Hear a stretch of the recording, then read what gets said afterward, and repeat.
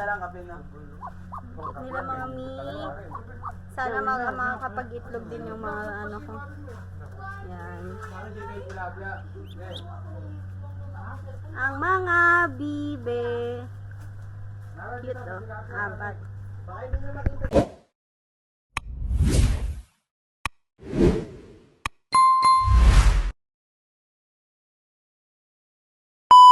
Ayun sila oh. Wala po. Hello mga kuya, kamusta naman ang mga work nyo? Mainit. Malapit na mag-collapse. Ang init talaga, sobrang init. Wala po, pinapapunta nga po kami dito eh. Nako, makikita ng ano nyo to, boss nyo. Charot!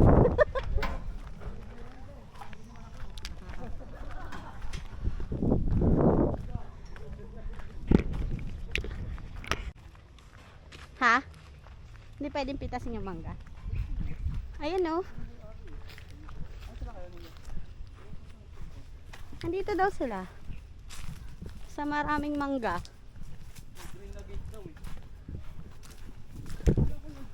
Ang daming mangga dito mga ami oh. Ayan oh. Ang daming mangga. So pumasok kami dito sa isang gate. Ayan o.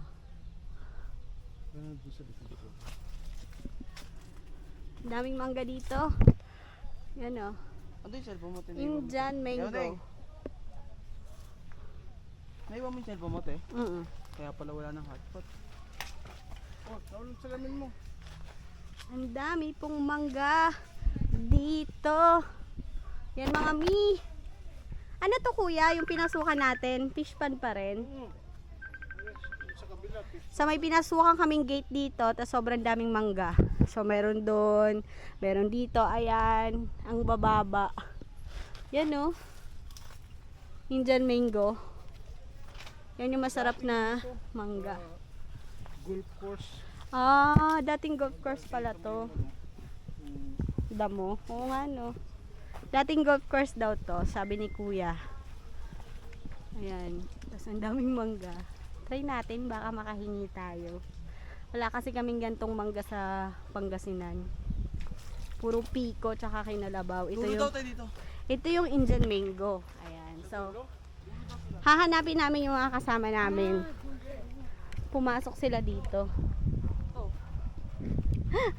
Nagpi-fish on pa ata sila.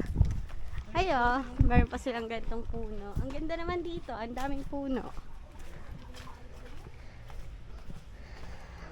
So, nandito kami. Wow, ang daming pato, ang daming bayabas. Hello! Mare, tignan mo yung bangos. Ano yung mga binhi? Wow, ang ganda. Iba yung may-ari nito. Ayun din sila. Yung Kapatid nung may-ari nung sa kabila. Ah. pag mga nagsilak yan, sarap mahuli. Mga mi, dito yung binhian nila ng ano, bangus. Ay, yung bangos siya, mare. Ang dami oh, nakikita nyo ba? Ayun, ang dami. Ang ganda sa gitna. Oh. Kapatid nung may-ari nung 3 kids. Ah. Kailan? 3 kids din to. Yung sa picnic farm. Ah, ito yung 3 kids. Aqua farm naman dito. Aqua farm. Ito. Aqua farm to daw to mga mi. Saan yung 3 kids? Doon, yung sa may parking. Yung pinwestuhan nyo. Ah, mga red tilapia, mare. so ito yung aqua farm. Tapos yung sa pinuntahan namin, 3 kids pala yon mga mi. Uulitin ko 3 kids, hindi 3 kings. 3 kids picnic farm. Yun yung bunga. 3 kids picnic farm. Yun yung sa pinagfishingan namin. Tapos itong may mga binhi dito, aqua farm naman. Ayan o. Hello dog. Oh, bata pa ako, mano pa yun. Ang dami. Nakakatawa. Kape. Ang dami. Kape, yan yung kape, no? Puta, init eh. So dito yan sa aqua farm. So paano po pag gusto nila mag-fishing dito? Saan sila pumipwesto? Ay, sa ngayon po, baka... Hindi muna. Hindi muna po. Ang mangyayari po niyan parang reservation po siguro. Tapos pag if ever nagpa-reserve, saan sila pumipwesto dito? Dito. Mare, hagis yung tinapay, mare, no? Ayan, mare. Dito mo ihagis. Sa malapit. Ayan. Kaya gusto ko lumangoy. Ayun, dami! My God!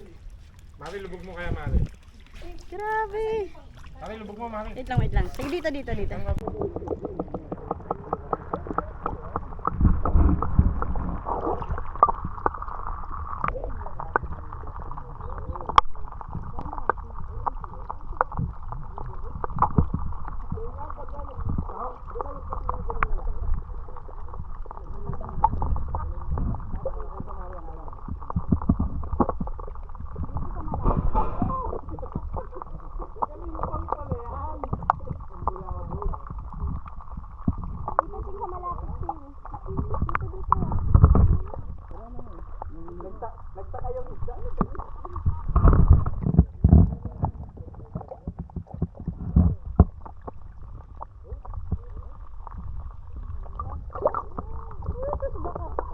Pag nauna tilapia, mauubusan ng pagkain niya.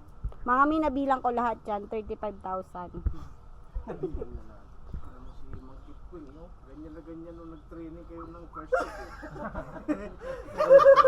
35,000 daw yung nilagay na binhi dyan, mga mi. Ganun kadami.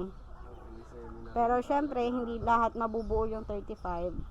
Arigato! Kasi may mga kakain ng ibon. Ayan o, yan mga yan o. mo lang sa hospital. Kumakain yan O, ng di sa maliliit na ibon, isda. Tiba ibon dito. Walang... Kaya meron ito? Yan ang pambugaw nila. Yan ang pambugaw nila ng Parang ibon. maya lang eh, no? Kala ko taho. Kasi wala silang net eh. Wala silang net. Sa iba kasi may net para hindi pasukin ng mga ibon. So, tiba talaga sila dito. Ang dami nilang pagkain. 35,000 to siguro mga 20,000. Pagka yung binitawan yung 35,000. Ano yun? Kasi nilaso namin. Ano yan? Baka Tinutuyo kasi nila laso. maganda yun. Siguro baka Ah. mag 90%. 90% na lang. So, 35,000. So, mga 90% na lang yung mabubuhay. Yun lang naman sa kapalaran sa mga nagpipish. Pag napish. Kasama na doon yung mga kinain ng ibon, mga namatay. Ganun. Diba? Pantanggal namin ng tubig So, yun. ito yung aqua. Aqua farm. Na maraming Indian mango. Kung ako nandyan, tapos natin dito, tinulak na ako. Kape na lang, kape na. Nila mga mi. Sana makakapag-itlog din yung mga ano ko. Yan. Ang mga bibe. Cute oh.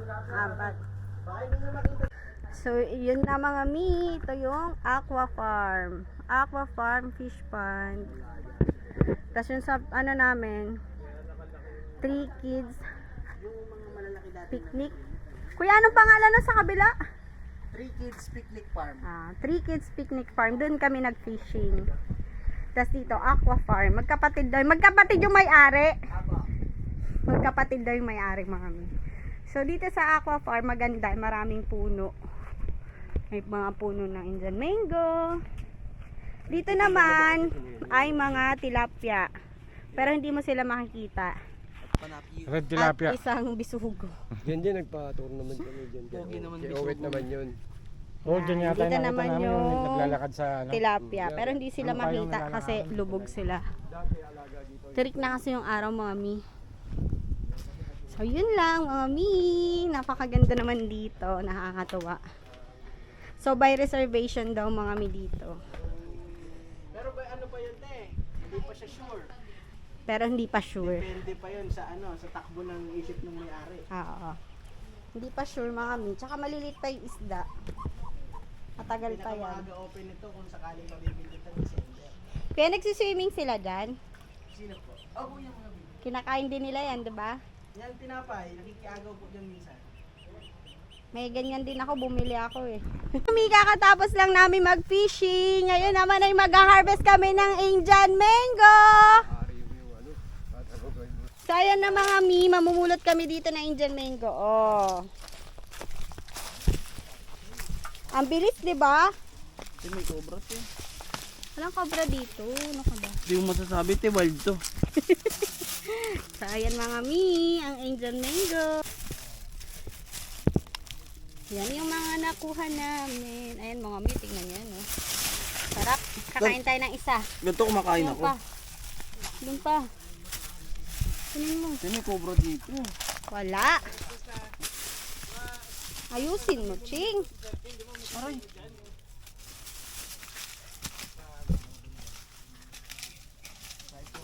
So, kakain tayo ng isa. Titikman natin kung matamis. So, binigyan tayo ni Kuya ng Indian mango kasi sobrang daming bunga ng Indian mango nila. So, ayan mga mi, isang plastic. Ito mamali na Indian mango. Libreng Indian mango dito sa India. Bigyan nyo na lang kahit 5 piraso yung mga batos mo ron, no? Tagalag. Yung mga batos mo ron sa Nandito. Yan pa, oh. Ang dami, oh. Nakakatuwa. Sarap talaga pag may puno. So, gasan natin tong isa. Meron silang gripo dito. Yun. Init ng tubig.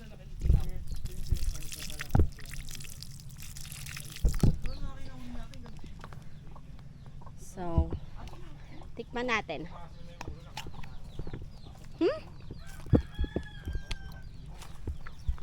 Tamis mga mi. Ano siya?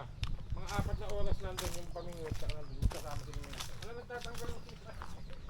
Pag natibo ko, sigurado ka, no? Parang nagtatanggal. Ang laki ng yung dalawang tibo no? Parang ganyan kalaki yung ulo. Ganyan kalaki yata yung ulo. Mga mi, ang sarap. Sila sa ano rin, ay nahuli sa ilog kasi. Puro mga yung kantole. Oo, kanduli. Kanduli rin, ganun. Dalawang block ganun din. Kala mo dito. Pero mga ganyan kalalaki lang. Kaya yung sa kanila yung nagkatan ng tatay. Pinagat lang Ang bababa ng bunga. Yung champion yan. Malaki. Tinamad na nung nahuli namin yung pinakamalaki. niya ate yan, mangga. Tapos Harap. makikita nung tatay niya. Yung pinakain. Namamatay lang doon. Minsan binabalik sila sa lang. Minsan Dami mga mi, oh. Sensitive din yan. at tinigilan na namin yung hinto doon. Ang tamis. Yan, oh. Wala na kaming tila eh.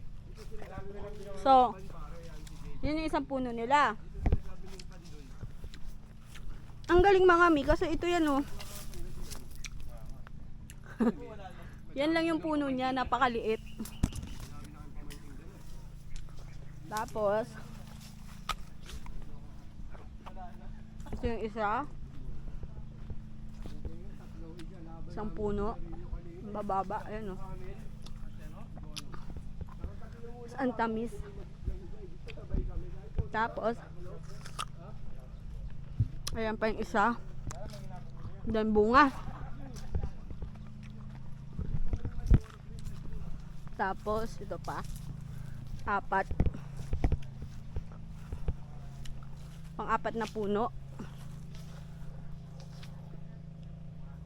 So, ang sarap talaga pag may sarili kang puno.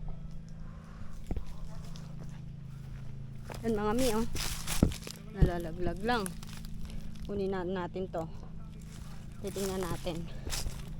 Meron pa silang kamyas dito mga mi. Ang daming bunga. Ayan, oh. Grabe. Hitik na hitik sa bunga yung kamyas nila. Ayan. Ganda. Yung gusto ko nakatanim sa bakuran, mga mi. Mga bungang kahoy. Kamyas, mangga. Meron pa silang kasoy doon. Ayun pa pala mga mi, oh. Bali 1, 2, 3, 4, 5, 5 pala yung puno ng ano nila dito. Kainin natin to isa. Pupunasan lang natin mga mi. Bagong hulog naman to eh. Punasan natin. Tingnan natin. Ayan. Hulog na. Sarap.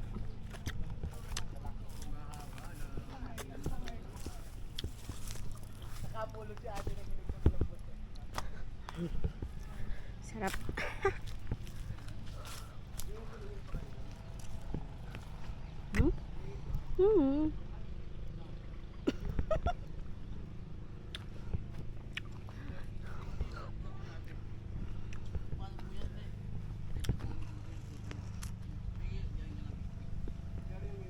Sarap mga mi.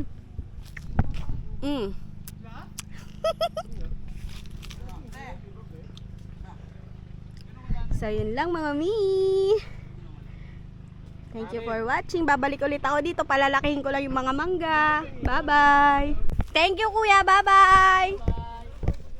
So, ayan na mga mi. At nakakuha pa tayo na isang plastic na Indian mango. Napakabait nung ano dito. Katiwala. Si Kuya James. Na dito, oh. So, mga kuya, kamusta naman kayo dyan? Bigyan mo sila ng ano. Bigyan mo sila ng merienda.